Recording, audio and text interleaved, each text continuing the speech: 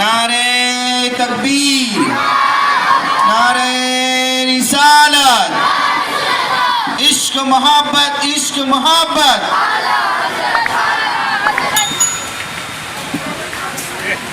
ہم گداؤں کا بھی بھر دے آج نام یا نبی، مرحبا اے جان جانا جانے۔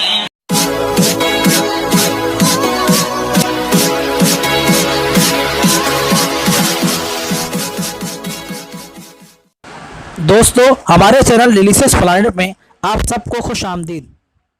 صدق اللہ مولانا العظیم وبلغنا رسوله النبی الامین الکریم ونحن على ذلك لمن الشاہدین والشاکرین والحمد للہ رب العالمین۔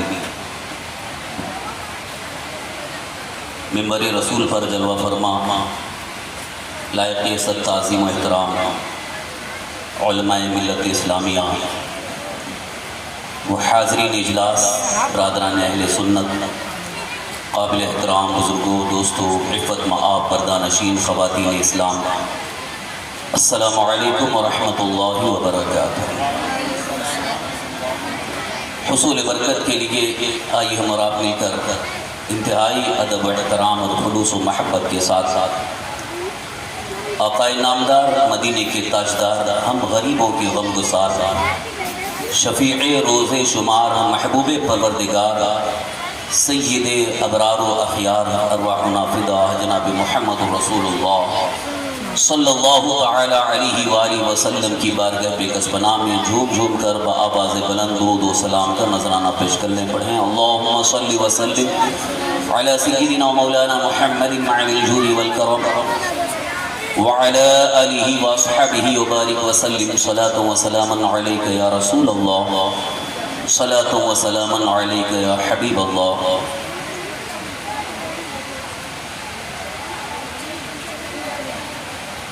انہی کی محفل سجا رہا ہوں، چراغ میرا ہے رات ان کی۔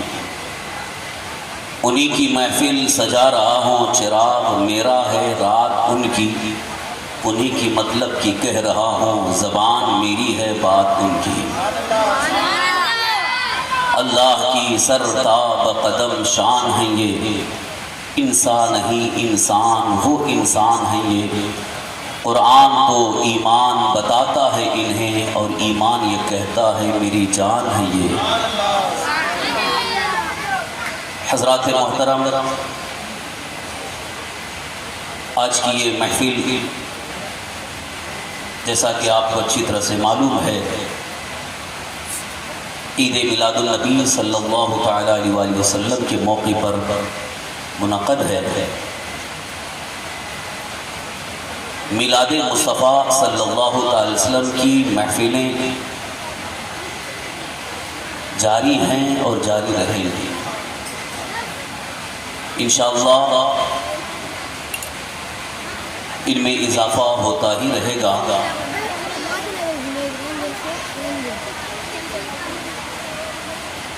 کل کا دن جو گزرا، ربیع الاول شریف کی 12 تاریخ، جس مبارک و مسعود تاریخ میں اللہ کے حبیب ہم سب کے آقا حضور سرور کائنات صلی اللہ تعالی وسلم اس خاکدان گیتی میں تشریف لائے۔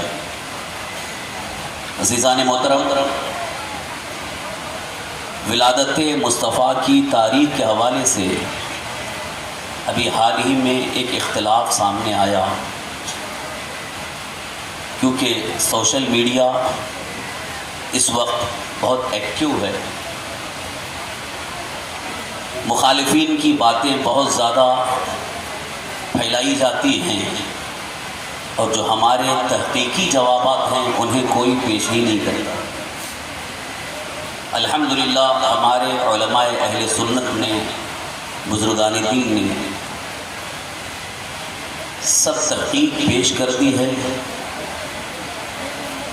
تاریخ میں جہاں جہاں اختلاف ہے اس میں جمہور کا اعتبار کیا جاتا ہے۔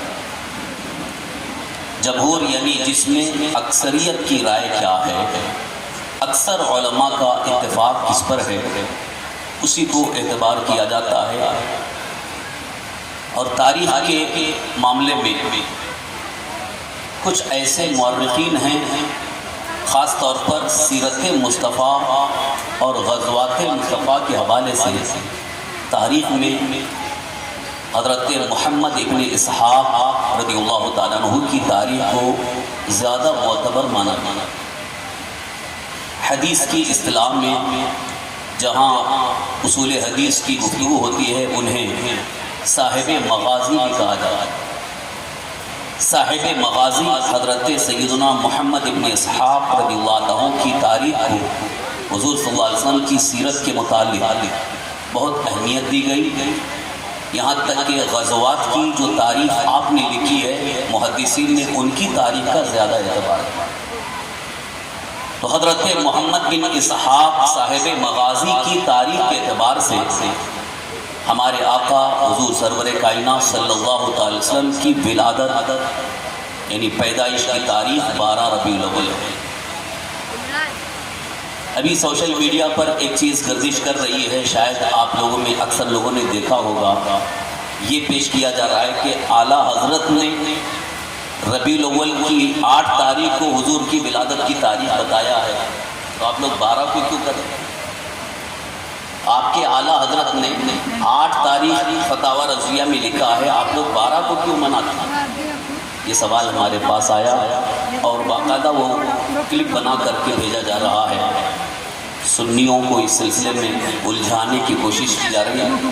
الزامی جواب کے طور پر میں صرف اتنا پہلے کہوں گا، اگر آپ کے نزدیک 8 ربیع الاول معتبر ہے تو آپ 8 ربیع الاول ہی کو جشن منائیے، مگر جشن تو آپ کو منانا نہیں ہے، جشن ہم کو منانا ہے۔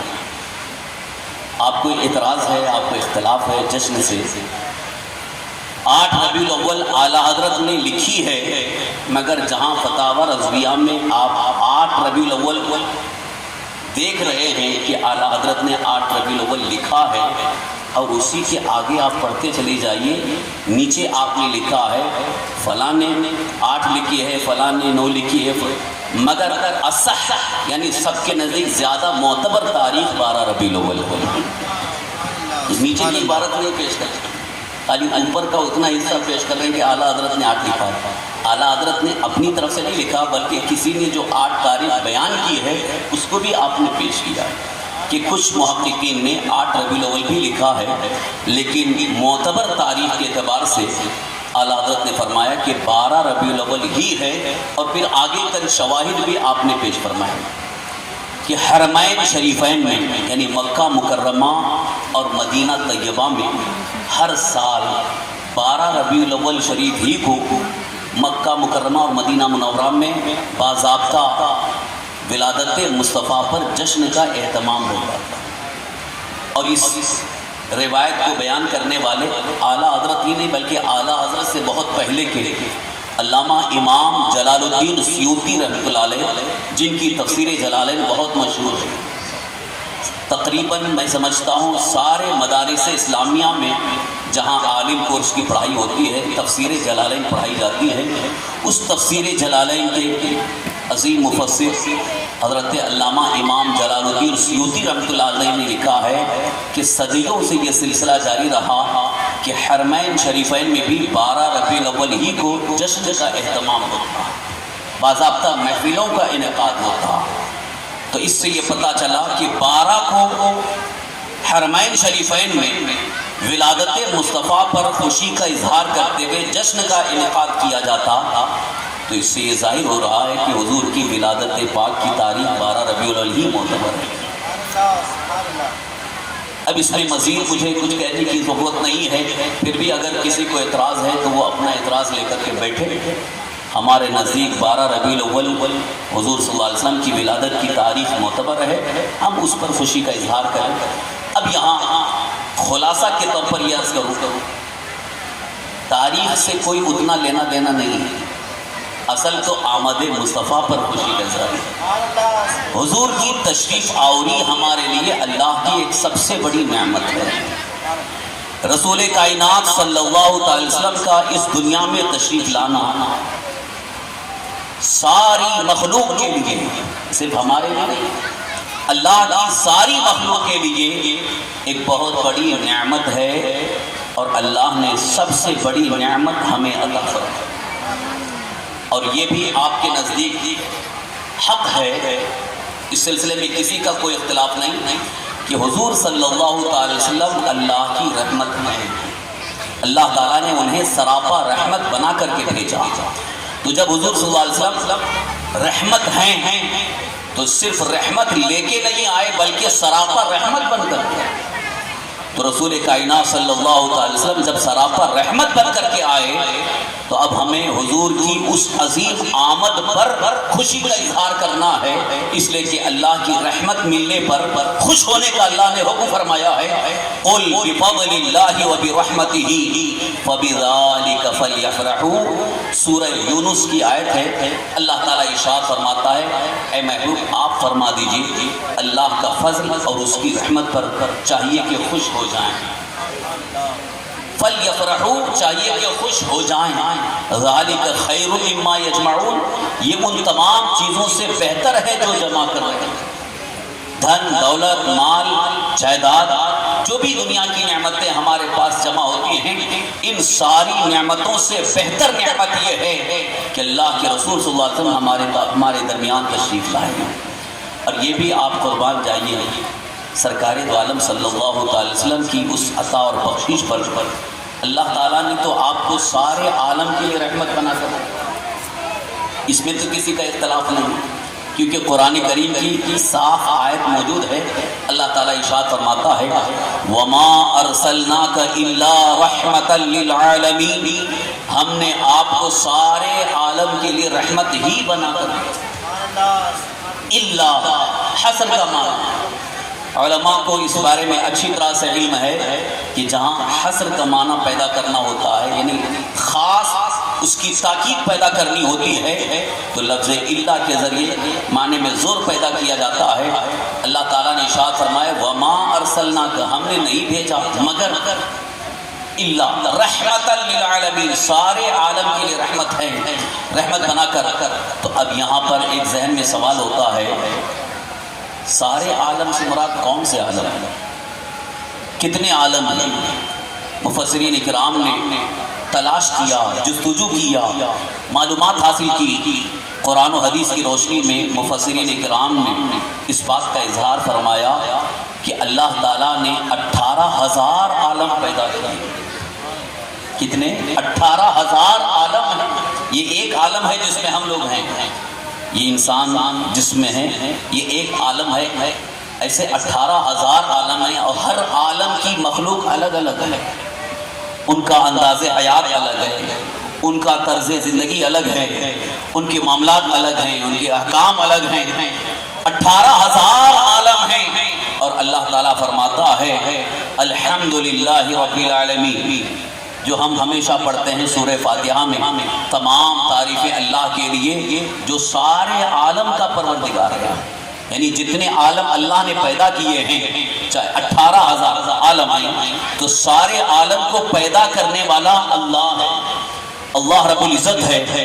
اور اپنے حبیب صلی اللہ علیہ وسلم کے بارے میں اللہ نے ارشاد فرمایا وما ارسلناک الا رحمت للعالمین ہم نے آپ کو سارے عالم کے لیے رحمت ہی بنا کر بھیجا۔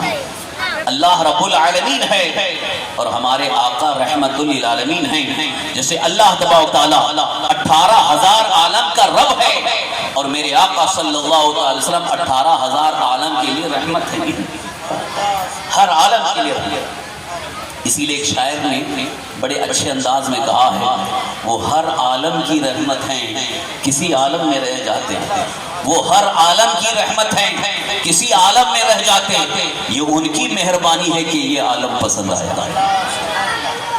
آپ سوچئے کہ سرکار دو عالم صلی اللہ تعالی وسلم کون سے عالم میں آئے؟ اس عالم میں آئے، ہمارے درمیان آئے، تو ہمیں تو اس بارے میں بے پناہ خوشی کا اظہار کرنا چاہیے کہ حضور صلی اللہ علیہ وسلم ہمارے درمیان تشریف لائے۔ اور یہ بھی آپ دیکھیے اللہ تعالیٰ نے دنیا میں اپنے بندوں کی ہدایت اور رہنمائی کے لیے 1,24,000 یا 2,24,000 کم و بیش انبیاء کرام علیہ السلام کو دنیا میں بھیجا۔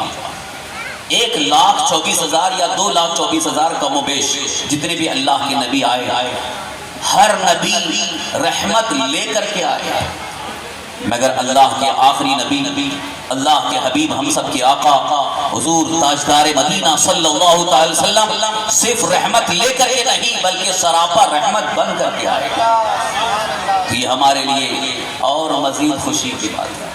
اب ہم سے پوچھا جا رہا ہے کہ آپ جشن کیوں مناتے ہیں، ہم سے کہا جا رہا ہے کہ آپ خوشی کیوں مناتے ہیں۔ اچھا ایک بات اور بھی اب سوشل میڈیا پر گردش کر رہی ہے، میں یہ دو اہم اعتراضات کے جوابات دے کر اپنے گفتگو آگے بڑھاؤں۔ ایک تو یہ اعتراض تھا کہ 8 ربیع الاول کو کرنا چاہیے، 12 کو کیوں کرتے ہیں، اور وہ بھی اعلیٰ حضرت کا حوالہ دے دیا۔ بات صاف ہو گئی کہ 12 ربیع الاول شریف جو اکثر جمہور محققین ہیں جن کی تحقیق مانی جاتی ہے، اوتھینٹک جنہیں کہا جاتا ہے، جن کی روایتوں کو، ان کی روایت کے مطابق 12 ربیع الاول ہی ہے، لہذا اسی دن جشن کا اہتمام کیا جائے، اس میں کوئی حرج نہیں۔ اور ساتھ ہی ساتھ ہمیں تو خوشی کا اظہار کرنا ہے، چاہے 8 کو حضور تشریف لا رہے ہوں، چاہے 12 کو تشریف لا رہے ہوں، حضور تو دنیا میں آ گئے، اس بات کا تو ہمیں یقین ہے۔ تو جب بھی آئے تو رحمتیں لے کر کے آئے، برکتیں لے کر کے آئے، بہاریں لے کر کے آئے، اللہ کی رضا کی سامان لے کر کے آئے، لہذا ہم حضور کی آمد پر جشن مناتے ہیں۔ میلاد مصطفیٰ پر جشن کیوں منایا جاتا ہے، اس کی ایک دلیل آگے آپ کے کانوں، آپ کے سماعتوں کے حوالے کر رہا ہوں، ذرا غور سے سنیں۔ ابھی سوشل میڈیا پر ایک اعتراض گردش کر رہا ہے کہ اللہ کے رسول سرور کائنات صلی اللہ علیہ وسلم کی وفات ہوئی 12 ربیع الاول، یہ ان کی زبان میں، اور الحمدللہ ہم باادب سنی وفات نہیں کہتے ہیں، وصال کہتے ہیں۔ وفات کسی کا انتقال ہو جاتا ہے تو عام انسان جب انتقال کر جاتا ہے تو اس کو کہتے ہیں وفات۔ وفات کا معنی ہے کہ زندگی پوری ہو گئی، اور جب زندگی پوری ہو جاتی ہے، ختم ہوتی ہے، انتقال کر جاتا ہے، دنیا سے اس کا تعلق ختم ہوتا ہے۔ لیکن اللہ کے نبی، اللہ کے ولی بظاہر دنیا میں ان کی زندگی ختم ہوئی، لیکن اللہ تعالیٰ انہیں زندگی عطا فرماتا ہے، اور اس وقت جب ان کا آخری وقت ہوتا ہے دنیا سے رخصت ہونے کا، دنیا سے جانے کا، تو ایک آن کے لیے، ایک سیکنڈ کے لیے موت کا مزہ چکھ لیتے ہیں، اور پھر انہیں حیات دی جاتی ہے اور اللہ کی بارگاہ میں پہنچ جاتے ہیں، اللہ سے ملاقات ہوتی ہے۔ جیسا کہ قرآن کریم میں اللہ تعالیٰ کا یہ فرمان ہے، یا ایتھا النفس المطمئنہ ارجعی الی ربک راضیۃ مرضیہ فادخلی فی عبادی وادخلی جنتی، اے پاکیزہ روح اپنے رب کی بارگاہ کی طرف چلی جا۔ یعنی جن کی روح پاکیزہ ہے، اس روح کو جب دعوت آتی ہے، بلاوا آتا ہے، تو اللہ تعالیٰ کی طرف سے انہیں اس روح کو پیغام آتا ہے، اے پاکیزہ روح اپنے رب کی بارگاہ کی طرف چلی جا۔ ارجعی الی ربک، اپنے رب کی طرف چلی جا، راضیۃ مرضیہ، خوشی خوشی، کوئی غم نہیں۔ تو روح جو پاکیزہ ہے اسے اللہ کی طرف سے پیغام آ رہا ہے کہ اپنے رب کی طرف آ جا، فادخلی فی عبادی، میرے بندوں میں داخل ہو جا، وادخلی جنتی، اور میری جنت میں داخل ہو جا۔ تو پاکیزہ روح کس کی ہے؟ اللہ کے بندوں میں سب سے زیادہ پاکیزہ روح اگر کسی ہے تو انبیاء کرام علیہ السلام کی ہے۔ اللہ کے محبوب سرور کائنات صلی اللہ علیہ وسلم کی روح پاکیزہ ہے، تو اللہ تعالیٰ نے انہیں بلایا تو رب کی بارگاہ میں پہنچے، تو اسی کو تو وصال کہا جاتا ہے۔ وصال کا مطلب پہنچنا، وصال کا مطلب ملنا، وصال کا مطلب ملاقات کرنا۔ اسی لیے علماء اہل سنت اللہ کے محبوب بندوں کے لیے لفظ وصال بولتے ہیں، وفات نہیں بولتے۔ لہذا آپ بھی اپنے ذہن میں یہ بات رکھیں، 12 وفات کبھی مت کہنا، یہ کچھ گستاخوں نے یہ جملہ پیش کیا ہے، 12 وفات کہہ کر کے۔ لہذا حضور صلی اللہ علیہ وسلم کا وصال ہوا، اگر تاریخ کے اعتبار سے دیکھا جائے تو بعض حضرات نے اس کو بھی 12 ربیع الاول ہی لکھا ہے، مگر یہاں آپ کا جو سوال ہے کہ 12 ربیع الاول کو رسول پاک صلی اللہ علیہ وسلم کا وصال ہوا، یعنی اسی دن دنیا سے تشریف لے گئے، تو غم منانا چاہیے، خوشی نہیں منانا چاہیے؟ جواب سننا چاہتے ہیں؟ آپ کے اندر بیداری نہیں لگی رہی. بیدار ہیں؟ بیدار ہیں؟ جاگ رہے ہیں؟ ذرا بلند آواز سے کہیے سبحان اللہ. ایک مرتبہ بلند آواز سے کہیے یا رسول اللہ، یا رسول اللہ صلی اللہ تعالیٰ علیہ وسلم. حقیقت میں اللہ کے رسول صلی اللہ تعالی وسلم کی پیدائش پر، حضور کی ولادت پر، حضور کی آمد پر خوشی کا اظہار کرنا یہ قرآن و حدیث سے ثابت ہے، اور اسی کے مطابق صدیوں سے یہ خوشی منانے کا اہتمام ہوتا رہا، خوشی کا اظہار ہوتا رہا. اب یہ جو بات سامنے آ رہی ہے کہ 12 ہی کو حضور کا وصال ہوا ہے تو غم منانا چاہیے، خوشی نہیں منانا چاہیے. میں ان کو بطور نصیحت ایک بات پوچھنا چاہتا ہوں. شریعت مطہرہ کے احکام کو آپ نے کبھی پڑھا ہے، سمجھا ہے؟ پڑھا ہے، سمجھا ہے؟ صرف ایسے ہی بول دین کے معاملے میں، شریعت کے معاملے میں کسی ایرو غیرو نتھو خیرو کو کچھ کہنے کی اجازت نہیں ہے.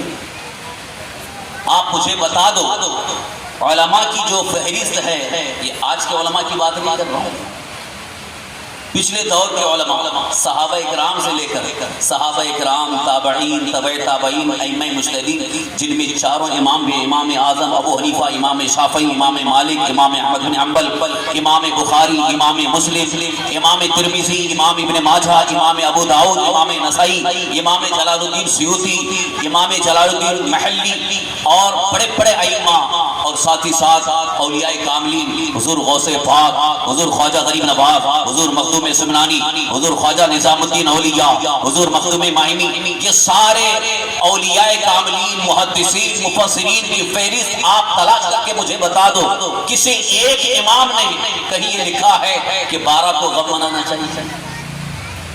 کسی نے نہیں لکھا، کسی کتاب میں نہیں ہے، نہ حدیث میں ہے، نہ فقہ کی کسی کتاب میں ہے، نہ سیرت کی کسی کتاب میں ہے. غم منانے کا کسی عالم دین نے حکم ہی نہیں دیا ہے، تو آج یہ کیوں بات کہی جائے؟ اب اگر کسی نے یہ کہا بھی ہے تو اس کا جواب بھی سن لے. غم وہ مناتا ہے جو محروم ہوتا ہے، جو کسی نعمت سے محروم ہوتا ہے وہ غم مناتا ہے. لیکن ہم امت مصطفیٰ اللہ کے حبیب صلی اللہ علیہ وسلم کی رحمت سے محروم نہیں ہوئے. جیسے حضور صلی اللہ علیہ وسلم پہلے ہمارے لیے رحمت تھے، یا ظاہری حیات میں رحمت تھے، وصال کے بعد بھی ہمارے لیے رحمت ہیں، آج بھی رحمت ہیں. لہذا اب غم منانے کی ضرورت نہیں ہے، بلکہ آمد مصطفیٰ پر خوشی کا اظہار ہی کرنی ہے. سبحان اللہ، سبحان اللہ، سبحان اللہ. اور شریعت مطہرہ کے احکام کی روشنی میں اگر دیکھا جائے، فقہی مسائل کی روشنی میں اگر دیکھا جائے تو غم کب منایا جاتا ہے، اور غم کا اظہار کرنے کی مقدار، میعاد کیا ہے؟ اگر کسی کا انتقال ہو جاتا ہے، اپنے کسی قریبی کا انتقال ہو جاتا ہے، جیسے کہ کسی کے والد کا انتقال ہو گیا، والدہ کا انتقال ہو گیا، دادا کا انتقال ہوا، نانا کا انتقال ہوا، انتقال ہونے کے بعد کب تک سوگ کی اجازت ہے؟ فقہی مسائل کے اعتبار سے 3 دن، اس سے زائد نہیں. 3 دن سے زائد سوگ کی اجازت نہیں، یہ شریعت کا حکم ہے فقہی احکام کے اعتبار سے. اور صرف وہ عورت جس کے شوہر کا انتقال ہو گیا ہو، اس کے لیے شریعت مطہرہ نے حکم دیا ہے کہ وہ 4 مہینہ 10 دن تک عدت گزارے، وہی سوگ. عورت کے لیے جس کے شوہر کا انتقال ہو گیا 4 مہینہ 10 دن سوگ ہے، اسی کو عدت کہا گیا ہے، جس کو عدت وفات کہتے ہیں. تو اب شرعی احکام کے اعتبار سے اگر شوہر کا انتقال ہوا تو بیوی کو صرف 4 مہینے 10 دن تک عدت ہے، سوگ ہے. اور کسی کا انتقال ہوا ہے، کسی قریبی کا انتقال ہوا ہے، تو عام لوگوں کے لیے 3 دن تک غم یا سوگ کی اجازت ہے، اس کے علاوہ اجازت نہیں. تو آپ سرکار دو عالم صلی اللہ علیہ وسلم کا وصال ہوئے صدیاں گزر گئی ہیں، تو کیا اب بھی غم منانے کا حکم دیا جائے گا؟ کیا ہر سال غم منانے کا حکم دیا جائے گا؟ یہ بہت بڑا دھوکہ ہے، یہ بہت بڑی چیٹنگ ہے، شریعت مطہرہ میں بہت بڑی مداخلت ہے. لہذا میرے بھائیوں، ایسی جرأت کو اور ایسی جہالت کو سمجھ کر کے اپنے ایمان کی حفاظت کی کوشش کریں. آج انہوں نے یہ دیکھا کہ اللہ کے رسول صلی اللہ علیہ وسلم کی آمد پاک پر جشن منایا جا رہا ہے، اور جشن منانے کا سلسلہ مسلسل جاری ہے. محفلیں ایک نہیں بلکہ ہزاروں محفلیں قائم ہیں. جہاں دیکھو وہاں محفل ذکر مصطفیٰ نظر آ رہی ہے. جلوس میں ذکر مصطفیٰ، مسجدوں میں ذکر مصطفیٰ، محفلوں میں ذکر مصطفیٰ، جہاں دیکھو وہاں ذکر مصطفیٰ کی محفلوں کا انعقاد ہوتا نظر آ رہا ہے. اس لیے انہوں نے یہ ایک سازش رچی کہ اب اس کو روکنے کے لیے ایک ہی راستہ ہے کہ اب جشن نہ مناؤ، غم مناؤ. غم منانے کا حکم دے کر کے اس کو بند کرنا چاہتے ہیں، مگر وہ کان کھول کر کے سن لیں، ان کی سازش کبھی کامیاب نہیں ہو سکتی ہے. اس لیے کہ یہ محفل مصطفیٰ، یہ محفل ذکر مصطفیٰ ہے. یہ جلوس ذکر مصطفیٰ کا جلوس ہے، اور ذکر مصطفیٰ کو بند نہیں کیا جا سکتا. بند کرنے والے خود ہی بند ہو گئے اور ذکر مصطفیٰ ہوتا رہے گا. اسی لیے میرے اعلیٰ حضرت فرماتے ہیں، عرش پہ تازہ چھیڑ چھاڑ، فرش پہ طرفہ دھوم دھام، کان جدھر لگائیے تیری ہی داستان. سبحان اللہ سبحان اللہ. نعرہ تکبیر، نعرہ رسالت، جشن عید میلاد النبی. اب آپ مجھے بتائیے، خوشی منانا چاہیے کہ غم منانا چاہیے؟ دیکھو میرے بچے ہوئے ہیں ماشاءاللہ، ان بچوں کی دلوں میں عشق مصطفیٰ ہے، ان بچوں کی دلوں میں محبت مصطفیٰ ہے. اور یاد رکھو، جس کے دل میں واقعی اللہ کے رسول صلی اللہ علیہ وسلم کی سچی محبت ہوگی، وہ غم منانے کی بات نہیں کرے گا بلکہ وہ جشن منانے ہی کی بات کرے گا، خوشی کا اظہار کرنے کی ہی کوشش کرے گا. اس لیے کہ اللہ تعالیٰ کا فرمان بھی ہے، وہ اما بنعمت ربک فحدث، اپنے رب کی نعمت کا خوب چرچا کر.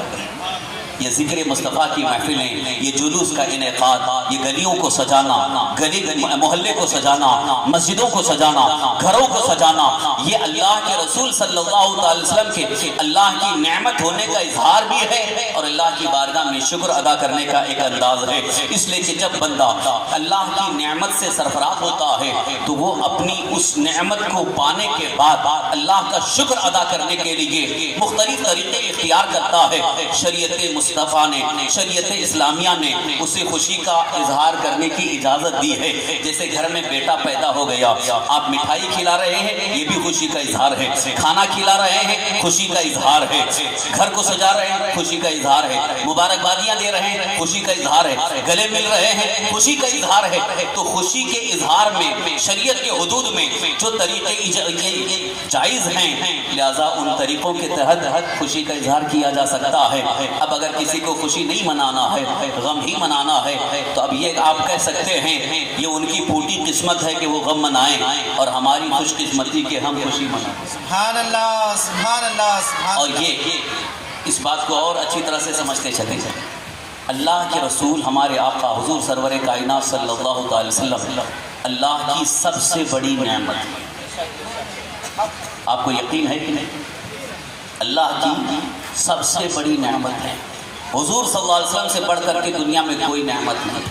اب ایک ذات مصطفیٰ اللہ کی نعمت کیسے؟ حضور صلی اللہ علیہ وسلم کی ذات اللہ کی نعمت کیسے؟ اگر اس کو آپ قرآن و حدیث کی روشنی میں دیکھنا چاہیں، الحمدللہ مفسرین کرام نے کئی آیات کریمہ کی روشنی میں اس کا اظہار فرمایا، محدثین نے بھی اس کا اظہار فرمایا. چونکہ وقت کی بڑی قلت ہے اور مجھے 11:15 تک یہاں سے نکلنا ہے گلبرگہ شریف کے لیے، اس لیے بہت مختصر انداز میں بات آپ تک پہنچا کر کے میں جا رہا ہوں. سرکار دو عالم صلی اللہ علیہ وسلم اللہ تعالیٰ کی سب سے بڑی نعمت ہے، اس لیے کہ اللہ تعالیٰ نے آپ کو ساری خوبیاں دے کر کے بھیجا، سارے کمالات عطا کر دیے. یعنی ایک انسان کے اندر جتنے کمال ہو سکتے ہیں اللہ تعالیٰ کی عطا سے، لیکن انسان کے اندر جو خوبیاں اور کمالات ہوتے ہیں، جیسے علم ایک کمال ہے، علم بھی ایک کمال ہے، حسن بھی ایک کمال ہے، جود و نوال سخاوت یہ بھی ایک کمال ہے. ایک انسان کے اندر علم آ جاتا ہے تو لوگ اسے قدر کی نگاہ سے دیکھتے ہیں کہ علم والا ہے، اس کا احترام کیا جاتا ہے، اسے قدر کی نگاہ سے دیکھا جاتا ہے. اسی طرح سے جس کو حسن کا کمال مل جائے لوگ اس کے دلدادہ ہو جاتے ہیں. اسی طرح سے اگر کوئی سخاوت کرنے لگے تو مال و دولت لٹا رہا ہے، فیاضی کر رہا ہے، تو اس کی سخاوت یہ بھی ایک کمال ہے، لوگ اس کی طرف مائل ہوتے ہیں. یعنی جو بھی اللہ تعالیٰ کی طرف سے ایک کمال اور ایک خوبی عطا ہوتی ہے، لوگوں کا اس کی طرف جھکاؤ ہوتا ہے، لوگوں کا دل اس کی طرف مائل ہوتا ہے. اللہ اکبر. اب آپ سرکار دو عالم صلی اللہ علیہ وسلم کی ذات میں دیکھو، حضور کی کی ذات میں آپ دیکھو کتنے کمال اللہ نے رکھے ہیں. علم سب سے زیادہ ہے, حسن سب سے زیادہ ہے, بخشش سب سے زیادہ ہے. عالم یہ ہے کہ اگر کوئی جنت مانگتا ہے تو میرے آقا اسے جنت بھی عطا فرما رہے ہیں. اگر کوئی نجات چاہتا ہے رسول اسے نجات بھی عطا کر رہے ہیں. دنیا کی زندگی میں برکتیں چاہتا ہے حضور اسے برکتیں بھی عطا کر رہے ہیں. دینے پہ آتے ہیں, اتنا لٹاتے ہیں. حضرت سیدنا ابو ہریرہ رضی اللہ عنہ فرماتے ہیں میں نے بارگاہ مصطفیٰ میں عرض کیا یا رسول اللہ میں آپ کی حدیثیں سنتا ہوں لیکن یاد نہیں رہتی ہیں. تو پیارے آقا صلی اللہ علیہ وسلم نے یہ نہیں فرمایا جاؤ کسی حکیم کے پاس, جاؤ کسی ڈاکٹر کے پاس علاج کر لو, بلکہ حضور نے فرمایا اے ابو ہریرہ اپنی چادر کو بچھاؤ. حضرت ابو ہریرہ نے اپنی چادر بچھایا. اللہ کے حبیب ہمارے آقا صلی اللہ علیہ وسلم نے دونوں ہاتھ مٹھی باندھ کر کے اس چادر میں رکھا اور ابو ہریرہ سے کہا اسے سینے سے لگا لو. حضرت ابو ہریرہ نے اس چادر کو سینے سے لگایا. اس کے بعد کہتے ہیں قسم خدا کی میرا حافظہ اتنا مضبوط ہو گیا کہ حدیثیں تو حدیث ہے, ایک لفظ بھی میں نہیں بھولا. یہ عطا نہیں ہے تو کیا ہے, یہ بخشش نہیں ہے تو کیا ہے. رسول پاک صلی اللہ علیہ وسلم جو بھی آ رہا ہے اسے عطا فرما رہے ہیں. لہٰذا یہ عطا کرنے کی طاقت وہی رکھتا ہے جسے اللہ نے کمال عطا فرمایا ہو, جسے خوبی سے نوازا ہو, جسے اللہ نے مکمل اختیار عطا فرمایا ہو. اسی لیے ہم یہ کہتے ہیں اللہ نے آپ کو ہر چیز کا اختیار عطا فرمایا ہے, تو جو اللہ نے آپ کو اختیار عطا فرمایا ہے وہی تو ہمارے لیے سب سے بڑی نعمت ہے. یہی تو ہمارے لیے سب سے بڑی نعمت ہے. اب اس نعمت کا اندازہ دیکھو. سرکار دو عالم صلی اللہ علیہ وسلم کی شان اختیار یہ ہے, اختیار کی حیثیت یہ ہے کہ سرکار دو عالم صلی اللہ علیہ وسلم جسے چاہیں جنتی کہہ دیں اور جس کو جنتی کہہ دیں وہ جنتی ہے. تو جنت تو اللہ کی ملک میں ہے, اللہ نے جنت بنائی ہے, تو رسول اللہ کو کیا اختیار ہے کہ وہ جنتی بنا دیں. آج اگر کوئی معاذ اللہ یہ کہتا ہے انہیں کسی چیز کا اختیار نہیں ہے تو میں ان سے ایک بات پوچھنا چاہتا ہوں, ذرا قریب آ کر کے مجھ سے ملاقات کرو اور میں آپ سے پوچھنا چاہتا ہوں آج مسجد نبوی شریف میں مدینہ منورہ میں مسجد نبوی شریف میں آپ نے دیکھا ہوگا ایک حصہ ہے جس کو ریاض الجنہ کہا ہے. ریاض الجنہ یعنی ریاض الجنہ کا معنی کیا, میننگ کیا ہے؟ ریاض الجنہ کا مطلب جنت کی کیاری. سعودی گورنمنٹ نے اس کو ڈکلیئر کیا ہے. ریاض الجنہ کس نے کہا ہے؟ یہ جنت کی کیاری کہ سرکار دو عالم صلی اللہ علیہ وسلم نے ایک موقع پر ارشاد فرمایا ما بین روضتی و ممبری روضۃ من ریاض الجنہ, میرے ممبر اور روضے کے درمیان کا جو حصہ ہے وہ جنت کی کیاری ہے. اب یہیں سے آپ اس بات کو سمجھتے چلو جو رسول زمین کے ٹکڑے کو جنت کا ٹکڑا کہہ سکتے ہیں وہ اپنے جس غلام کو چاہے جنتی بنا دیں. سبحان اللہ. نعرہ تکبیر, نعرہ رسالت, علماء اہل سنت, مفتی زبیر احمد مصباحی صاحب قبلہ. یہ اللہ تعالیٰ نے سب سے بڑی نعمت بنا کر کے بھیجا. اللہ نے اپنے حبیب صلی اللہ علیہ وسلم کو ایک عظیم نعمت بنا کر کے بھیجا. عزیزان محترم, اب یہاں سے آپ کو ایک دعوت فکر دینا چاہتا ہوں, ایک اچھی سوچ دینا چاہتا ہوں.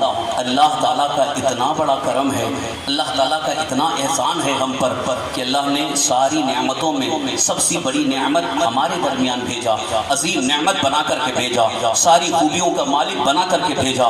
اور ہمارے لیے بہت ساری نعمتیں حضور صلی اللہ علیہ وسلم ساتھ میں لے کر کے آئے. اب ان سے زیادہ ہم کو کس کی طرف مائل ہونا چاہیے؟ آج دنیا میں انسان کسی ایک کو دیکھتا ہے کہ اس کے پاس دولت زیادہ ہے, اس کے پاس زیادہ اثر و رسوخ ہے, جیسے لیڈر ہے یا کسی اثر و رسوخ رکھنے والا انسان ہے, تو اس کی طرف دل مائل ہوتا ہے اس سے میرا کام بن جائے گا, اس کے قریب ہو جاؤں گا تو میرا کام بن سکتا ہے, اس کے قریب ہونے کی بنیاد پر میرا مقام و مرتبہ بن جائے گا. عزیزان گرامی, آج میں آپ کو یہ پیغام دے کے جانا چاہتا ہوں, دنیا میں اگر کوئی آپ کو انسان بڑا نظر آتا ہے مال کے اعتبار سے, دولت کے اعتبار سے, جائیداد کے اعتبار سے, اقتدار کے اعتبار سے, اس سے اگر قریب ہونے کو تم اپنے لیے شرف سمجھتے ہو, فخر کی بات سمجھتے ہو, اللہ اکبر, جس رسول کو اللہ تعالیٰ نے بڑی شان عطا فرمائی ہے جو ان سے قریب ہو جائے گا اس کا کیا مقام و مرتبہ ہوگا. جو ان سے قریب ہو جاتا ہے, یقیناً جو میرے آقا رسول رحمت صلی اللہ علیہ وسلم سے قریب ہوتا ہے وہ اللہ سے قریب ہوتا ہے. وہ اللہ سے قریب ہوتا ہے، اور جو رسول پاک صلی اللہ علیہ وسلم سے قریب ہوتا ہے وہ سچی غلامی کا دم بھرتا ہے، سچی غلامی کا اظہار کرتا ہے۔ جو رسول اللہ صلی اللہ علیہ وسلم سے قریب ہوتا ہے اس کی زندگی کا لمحہ لمحہ عشق رسول کی گواہی دیتا ہے۔ جو رسول پاک صلی اللہ علیہ وسلم سے قریب ہوتا ہے اس کی زندگی سے عشق رسول کا مظاہرہ ہوتا ہے۔ جو حضور سے قریب ہوتا ہے اس کی زندگی کبھی حرام چیزوں میں نہیں گزرتی ہے، اس کی زندگی حلال چیزوں کی طرف مائل ہوتی ہے۔ آئیے آپ کو میں یہی پیغام دے کر کے جانا چاہتا ہوں، ہمارے لیے رسول پاک صلی اللہ علیہ وسلم اللہ تعالیٰ کی جانب سے بہت بڑی نعمت بن کر کے آئے۔ اللہ نے ایک عظیم نعمت ہمیں عطا فرمائی ہے، اور اللہ تعالیٰ کا ہی حکم ہے، اللہ تعالیٰ کا فرمان ہے، قل ان کنتم تحبون اللہ فاتبعونی یحببکم اللہ۔ اے میرے محبوب آپ اعلان کر دیجئے، آپ فرما دیجئے، اگر تم اللہ کے محبوب بننا چاہتے ہو تو میری اتباع کرو، اللہ تمہیں محبوب بنا لے۔ قرآن کریم کی اس آیت کریمہ کی روشنی میں اللہ تعالیٰ کا فرمان صاف ظاہر ہو رہا ہے کہ اگر اللہ کی بارگاہ میں آپ یہ چاہتے ہو کہ ہم اللہ کے پسندیدہ ہو جائیں، رب ہمیں پسند فرما لے، اللہ ہمیں پسند فرما لے، میں سمجھتا ہوں کہ ہر مسلمان کی دل کی آرزو یہی ہوگی کہ ہم اللہ کی بارگاہ میں پسند ہو جائیں، ہم اللہ کی بارگاہ میں مقبول ہو جائیں۔ آج دنیا کی کسی حسینہ کے سامنے کبھی کبھی آپ کا دل کہتا ہوگا ان کی نظر میں میں پسندیدہ ہو جاؤں، مگر یہ ذلیل ہونے کی نشانی ہے، رسوا ہونے کی نشانی ہے، ذلت و رسوائی کے گڈھے میں گرنے کی نشانی ہے۔ مگر جو یہ چاہے کہ میں اللہ کا محبوب بن جاؤں، اللہ تعالیٰ مجھے پسند فرما لے، یقیناً یہ اس کی کامیابی کی دلیل ہے، اس کی ترقی کی دلیل ہے، اور دنیا میں اور آخرت میں نجات کا باعث ہے۔ اس لیے میں آج آپ کو یہ پیغام دے کر کے چاہتا ہوں، دنیا میں آپ کامیابی چاہتے ہو، آخرت کی کامیابی چاہتے ہو، قبر کی کامیابی چاہتے ہو، بارگاہ الہی میں محبوب بننا چاہتے ہو، تو میرے آقا حضور سرور کائنات صلی اللہ علیہ وسلم کی اتباع کر لو۔ اتباع یعنی پیروی کرنا، فالو کرنا، رسول پاک صلی اللہ علیہ وسلم کے ارشادات، حضور کے بیان کیے ہوئے حدیثوں کو، حضور کی سنتوں کو اپنانے کی کوشش کرو، ان کے مطابق زندگی گزارنے کی کوشش کرو۔ عزیزان محترم، بات آ گئی اس لیے چونکہ اس وقت یہ جن کی جانب سے پروگرام منعقد کیا جا رہا ہے شادی خانہ آبادی ہے، تو شادی سے پہلے گھر میں شادی خانہ آبادی سے پہلے میلاد مصطفیٰ کی محفل انہوں نے سجایا ہے۔ اللہ تعالیٰ اس کی برکتیں انہیں عطا فرمائے، اور ہونے والی اس شادی میں خوب اللہ تعالیٰ برکتیں عطا فرمائے، کامیاب شادی ہو جائے۔ لہٰذا یہاں پر اسی شادی کے حوالے سے ایک خاص پیغام دے کر کے جانا چاہتا ہوں۔ آج شادی بیاہ میں ہمارے بہت سارے مسلمان بھائی بہت ہی زیادہ غلط رسم و رواج کی طرف مائل ہیں، بہت سارے غلط رسم و رواج، جس کی وجہ سے آج ہمارا سر شرم سے جھک جاتا ہے۔ علماء اسلام جو کہ دین کی تبلیغ بھی کر رہے ہیں، شان مصطفیٰ بیان کر رہے ہیں، اور پوری دنیا کی ساری قوموں کے سامنے ہم سینہ ٹھوک کے کہتے ہیں کہ اللہ کے رسول صلی اللہ علیہ وسلم جو دین لے کر کے آئے سب سے اچھا دین ہے، سب سے اچھا مذہب ہے، سب سے اعلیٰ مذہب ہے، مگر اس مذہب کے ماننے والے، اس رسول کی اتباع کرنے والے، رسول پاک کی محبت کا نعرہ لگانے والے وہ کام کر رہے ہیں کہ دوسری قومیں یہ کہنے پر مجبور ہو گئی ہیں یہ مسلمان ہیں جو ناچ گانے کی محفل سجا رہا ہے، یہ مسلمان ہیں ڈی جے لگا کر کے ناچ رہا ہے۔ میں اپنے ان بھائیوں سے پوچھنا چاہتا ہوں، رسول پاک صلی اللہ علیہ وسلم کے غلام ہو، کلمہ رسول پاک کا آپ پڑھ رہے ہو، اللہ کی محبوب بننا چاہتے ہو، اور دل میں خواہش بھی ہے کہ ہمیں جنت نصیب ہو جائے، مرنے کے بعد جنت میں جانا ہے۔ ایک عجیب بات ہے، آج کا مسلمان جنت کی آرزو بھی رکھتا ہے اور مرنے کا خوف بھی نہیں ہے، جنت کی آرزو بھی ہے اور مرنے کا خوف نہیں ہے، کہ مرنا نہیں ہے، کہ اللہ کی بارگاہ میں حساب نہیں دینا ہے، اللہ تعالیٰ کی بارگاہ میں پوچھا نہیں جائے گا۔ لہذا پہلے اس بات کی فکر کرو کہ آج دنیا میں جو کچھ بھی ہم کر رہے ہیں ایک دن مرنے کے بعد حساب دینا ہوگا۔ ناچ گانے کی محفل سجانے والوں کان کھول کر کے سن لو، کسی بھی موقع پر ناچ گانے کی محفل سجانے کی ضرورت نہیں ہے، اس لیے کہ جو ناچ گانے کی محفل سجاتا ہے، ڈانس کرتا ہے، ناچتا ہے، اس سے زمین بھی نفرت کرتی ہے، فرشتے اس پر لعنت برساتے ہیں اور اللہ کی اس پر لعنت ہوتی ہے، اللہ کے رسول صلی اللہ علیہ وسلم اس سے ناراض ہیں۔ اب آپ مجھے یہ بتائیے، جس گھر میں شادی ہو اور شادی سے پہلے ناچ گانے کی محفل ہو رہی ہو، بہت زور زوردار انداز میں گانے لگائے جا رہے ہوں، دوسروں کو تکلیفیں پہنچائی جا رہی ہوں، گھر میں جو بیمار ہیں سونے والے ان کی نیند حرام ہو جاتی ہے، آپ مجھے بتاؤ کیا ایسی شادی کامیاب شادی ہو سکتی ہے؟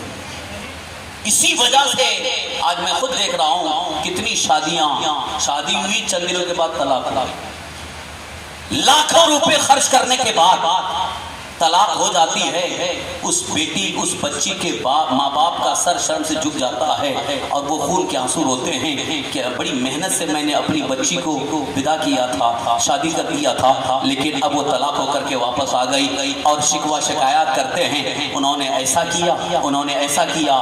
میں صرف اس سلسلے میں یہ بات کرنا چاہتا ہوں، جب بھی اللہ اور اس کے رسول کی ناپسندیدگی کا کام کرو گے اللہ کی رحمت روٹ جائے گی، اللہ کی رحمت روٹ جائے گی اور پھر تم مانگتے رہو گے لیکن وہ رحمت قریب نہیں آئے گی۔ اس لیے اللہ کو ناراض نہ کرو، اللہ کے رسول صلی اللہ علیہ وسلم کو ناراض نہ کرو، اور جو اللہ اور اس کے رسول کو ناراض کر کے شادی کرنا چاہتا ہے، خوشی کرنا چاہتا ہے، وہ کبھی کامیاب نہیں ہو سکتا ہے، وہ ذلت و رسوائی اٹھاتا رہے گا۔ عزیزان محترم، شادی ایک بہت ایک اچھی عبادت بھی ہے، کیونکہ ہمارے مذہب اسلام میں نکاح کو بھی عبادت قرار دیا، نکاح بھی عبادت میں شمار، لیکن آج نکاح کو دنیاوی معاملات میں اس قدر ملوث کر دیا گیا ہے کہ لوگ سمجھتے ہیں کہ نکاح کا مطلب ایک خالی ایک خواہش پوری کرنا ہے، اپنی خواہش پوری کرنا ہے، جو ایک حیوانیت کی خواہش ہوتی ہے وہ خواہش پوری کرنے کے لیے شادی ہے۔ میرے آقا سرور کائنات صلی اللہ علیہ وسلم نے بھی نکاح فرمایا اور حضور فرماتے ہیں النکاح من سنتی، نکاح میری سنت ہے، تو جو رسول پاک صلی اللہ علیہ وسلم کی سنت ہے وہ عبادت ہے۔ تو اللہ کے رسول صلی اللہ علیہ وسلم کی سنت عبادت میں اگر فضول رسمیں ہوتی رہیں گی، ناجائز و حرام کام ہوتے رہیں گے تو اللہ کے رسول صلی اللہ علیہ وسلم ہرگز خوش نہیں ہوں گے۔ اسی لیے حضور نے دوسری حدیث میں یہ بھی فرمایا فمن رغب عن سنتی فلیس منی، جو میری سنت سے اعراض کرے یعنی چہرہ پھیر لے، میری سنت پر جو عمل نہ کرے وہ مجھ سے نہیں ہے، یعنی حضور نے اپنے معاشرے سے اسے دور کر دیا ہے، خارج کر دیا ہے۔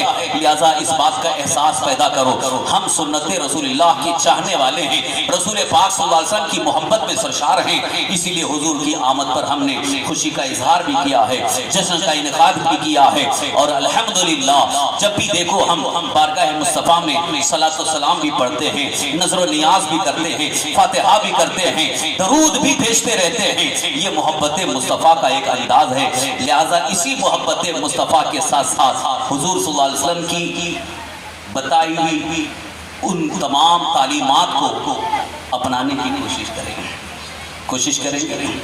تعلیمات مصطفیٰ یعنی اللہ کے رسول صلی اللہ علیہ وسلم کی جو تعلیمات ہیں ان تعلیمات کو سیکھو، جانو، پہچانو، اس پر عمل کرو۔ آج ہماری قوم میں ایک بہت بڑی جہالت یہ ہے، میں کسی کو جاہل کہہ کر کے طنز نہیں کر رہا ہوں، لیکن جہالت ہمارے معاشرے میں آ گئی ہے، یہ دوسری قوموں سے آئی ہے۔ جہالت کا یہ مطلب نہیں ہے لوگ یہ سمجھتے ہیں کہ پڑھا لکھا ہے تو وہ بس پڑھا لکھا ہے، لیکن جہالت یہ ہے جو اللہ اور اس کے رسول کے احکام کو نہ جانے، یہ جہالت ہے، اور اس جہالت کے دلدل سے ہمیں نکلنا ہے۔ آج ہماری ایک بہت بڑی کوشش یہ ہے، ہمارا مشن یہ ہے کہ ہماری قوم کو جہالت کے اندھیرے سے نکالا جائے۔ اس مشن میں، اس کوشش میں اگر آپ ہمارا ساتھ دیں گے تو انشاءاللہ اللہ تعالیٰ آپ کو اس کا بہتر سے بہتر بدلہ عطا فرمائے گا۔ اور اسی مشن کے لیے الحمدللہ آپ کے ہر دل عزیز امام مولانا محمد حسین صاحب، مولانا ترمش صاحب اور دیگر علماء اہل سنت یہاں پر موجود ہیں، رفقا موجود ہیں، یہ سب کوشش میں لگے ہوئے ہیں تاکہ جہالت ختم ہو جائے اور اللہ کے رسول صلی اللہ علیہ وسلم کی تعلیمات عام ہو جائیں۔ تعلیم مصطفیٰ حضور صلی اللہ علیہ وسلم کے ارشادات، ایک چھوٹی سی مثال عرض کر رہا ہوں بس گفتگو ختم کے قریب۔ اللہ کے رسول صلی اللہ علیہ وسلم کی اتنی بہتر تعلیمات ہیں، اگر حضور کی تعلیمات کو عام کیا جائے اور پریکٹیکل لائف میں، عملی زندگی میں، پریکٹیکل لائف میں اگر لایا جائے تو پوری دنیا میں امن قائم ہو سکتا ہے، امن و شانتی کا ماحول قائم ہو سکتا ہے۔ ایک چھوٹی مثال دے رہا ہوں، اللہ کے رسول صلی اللہ علیہ وسلم نے ایک موقع پہ ارشاد فرمایا اپنے بھائی کے بھاؤ پر بھاؤ نہ لگائے اور اپنے بھائی کے پیغام دیے ہوئے پر پیغام نہ دے۔ یہ حدیث پاک کا مفہوم عرض کر رہا ہوں۔ رسول اکرم صلی اللہ علیہ وسلم نے کیا تعلیم دی ہے؟ اگر کسی ایک بھائی نے کوئی سودا کر لیا جیسے عام طور پر ہوتا ہے، جیسے گھر کا سودا ہو گیا، اب گھر کے مالک سے ہماری بات چیت ہو گئی، 10 لاکھ میں سودا طے ہو گیا، اب دوسرا آ کے ٹپک پڑتا ہے، ارے اس کو کیوں دے رہا ہے، میں 2 لاکھ بڑھا کے دوں گا، مجھے دے دے۔ اب گھر کا مالک سوچتا ہے 2 لاکھ بڑھ کے مل رہے ہیں تو کیا برا ہے، یہ سودا کینسل کر دیتا ہے، دوسرے کو دے دیتا ہے۔ اللہ کے رسول صلی اللہ علیہ وسلم نے سخت منع فرمایا ہے کہ کسی بھائی کے بھاؤ پر بھاؤ نہ لگائے، یعنی ایک سے سودا ہو گیا ہے تو اب کوئی دوسرا وہاں سودا کرنے نہ جائے۔ کتنی عمدہ تعلیم ہے۔ آج کون ہے جو اس تعلیم پر عمل پیرا ہے؟ آج تو اپنے مفاد کے لیے، صرف اپنے فائدے کے لیے دوسرے کو نقصان پہنچانا چاہتے ہیں، جبکہ حدیث پاک کی روشنی میں، شریعت مصطفیٰ کی روشنی میں پڑوسی کو حق یہ دیا گیا ہے، جیسے اگر کوئی گھر بیچ رہا ہے تو پہلے وہ اپنے پڑوسی کو اطلاع کرے کہ میں یہ گھر بیچنے جا رہا ہوں، تاکہ اگر تم کو ضرورت ہے تو تم خرید لو، اگر وہ کہتا ہے نہیں مجھے ضرورت نہیں ہے تب دوسرے کو بیچو۔ لیکن یہاں ہوتا یہ ہے نہیں، اس کو نہیں دینا ہے، دوسرے کو دینا ہے، جبکہ یہ حضور صلی اللہ علیہ وسلم نے منع فرمایا ہے۔ یہاں اس لیے دیا جا رہا ہے کہ اگر کوئی زیادہ قیمت دے رہا ہے تو اس کو دیں گے، میں آپ کو یہ نہیں منع کروں گا کہ زیادہ قیمت میں نہ بیچے، بلکہ یہاں یہ دیکھنا ہے بازار کی بھاؤ کے اعتبار سے، اگر ایک قیمت مل رہی ہے اور قیمت طے ہو چکی ہے تو پھر اگر کوئی دوسرا آتا ہے تو ہرگز زبان نہ بدلو۔ مسلمان کی زبان ہوتی ہے، ایک کو زبان دے دیا تو زبان کو پلٹنے کی ضرورت نہیں ہے، اور یہ مت سوچو کہ میں نے زبان دے دیا اب زیادہ نفع مل رہا ہے تو نقصان ہو جائے گا، بلکہ نہیں، آپ اپنی زبان پر قائم رہو گے، اللہ اس کا 10 گنا زیادہ آپ کو فائدہ عطا فرمائے گا۔ تعلیمات مصطفیٰ پر عمل کرنے کی برکتیں آپ کو انشاءاللہ زندگی بھر ملتی رہیں گی۔ آپ سے میں گزارش کروں گا کہ عید میلاد النبی صلی اللہ تعالی وسلم کے موقع پر جو پیغام آپ کو دیا جا رہا ہے، آمد مصطفیٰ پر خوشی کا اظہار کیا جا رہا ہے، اس کے ساتھ ساتھ رسول اکرم صلی اللہ تعالی وسلم کی تعلیمات کو سیکھنے، سمجھنے اور اس کو عملی جامہ پہنانے، یعنی پریکٹیکل لائف میں، عملی زندگی میں لانے کی کوشش کریں۔ اللہ تعالی ہم سب کو اس کی توفیق نصیب فرمائے، آمین بجاہ نبی الامین علیہ الصلاۃ والسلام کی نقل۔ آپ حضرات تشریف رکھیں۔ ابھی آپ کے درمیان بھیونڈی کے مشہور و معروف نعت خواں عادل اشرفی صاحب تشریف لا چکے ہیں، انشاءاللہ ان کی نعت ہم لوگوں کو سننا ہے۔ میں گزارش کروں گا، جن کی شادی ہے سرتاج عالم ان کے والد گرامی سے گزارش کروں گا، علی جناب محرم علی صاحب آئیے مفتی زبیر صاحب کی گل پیشی کریں۔ آپ حضرات نعرہ لگائیں، نعرہ تکبیر، نعرہ رسالت، مسلک اعلیٰ حضرت، جشن عید میلاد النبی، علماء اہل سنت، نعرہ تکبیر، نعرہ رسالت۔